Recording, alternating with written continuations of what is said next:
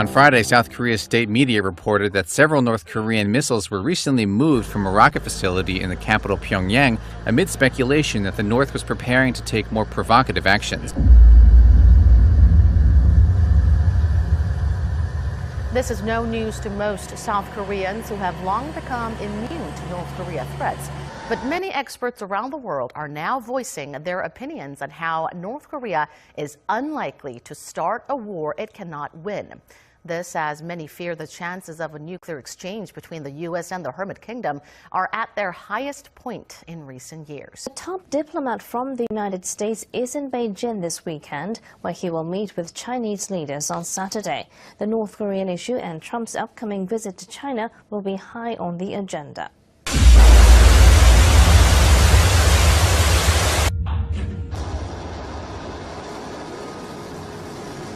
Secretary Tillerson's visit comes as the U.S. looks to tighten an economic squeeze aimed at forcing North Korea to retreat from its nuclear arms and missiles program.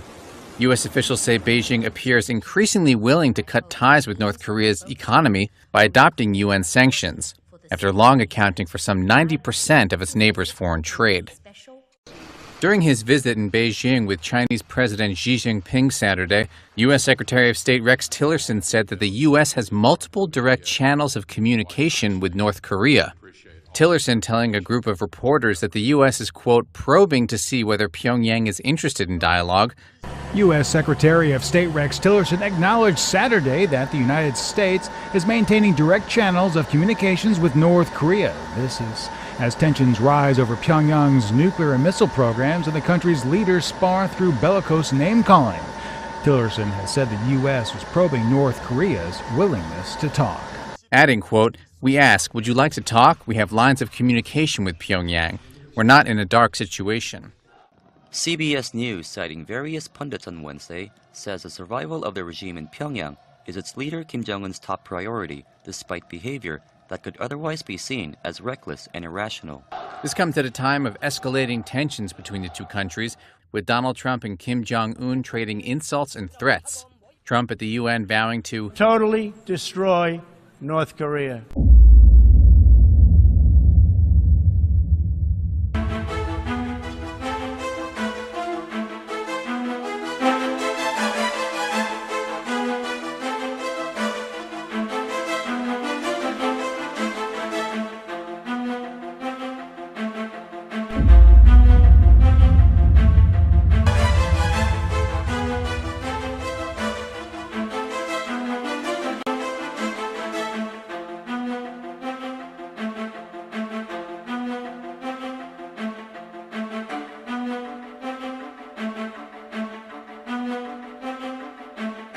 if forced to defend itself or its allies, which prompted North Korea's foreign minister to suggest the country could next test a hydrogen bomb over the Pacific Ocean.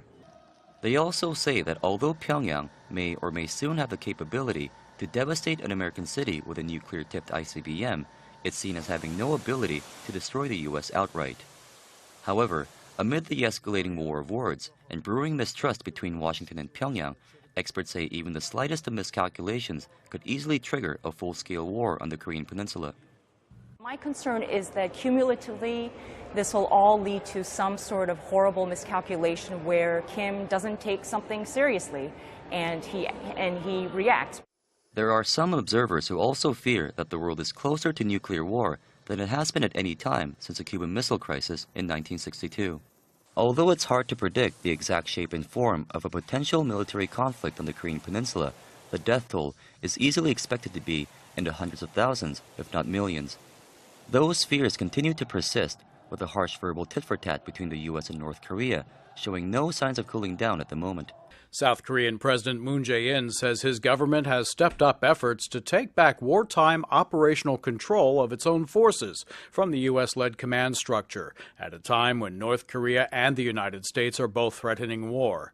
In an address to commemorate the nation's 69th Armed Forces Day, President Moon said by increasing defense capabilities and reducing its reliance on American military might, South Korea would project more power in the region and better deter a North Korean attack.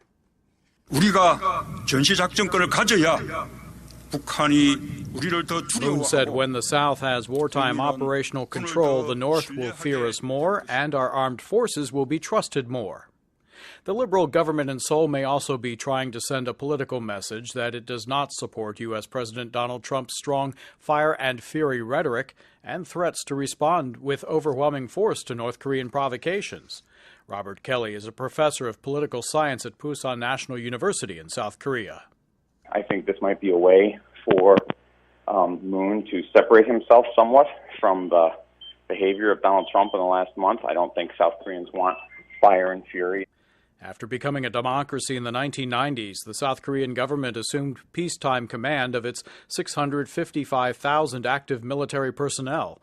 The South Korean military coordinates closely with the Combined Forces Command and the United Nations Command, led by U.S. General Vincent Brooks, who is also commander of the over 28,500-member U.S. military force in Korea.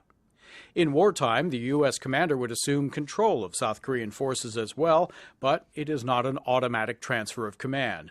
The South Korean president has to first agree to cede that control. Regional security analyst Daniel Pinkston with Troy University in Seoul. In a way, President Moon has control and he has a veto over giving control to the U.S. and giving control to the Combined Forces Command. Moon and other South Korean liberals have long advocated for wartime operational control in large part as a sovereignty issue, and it is associated with anti-American sentiment in the country.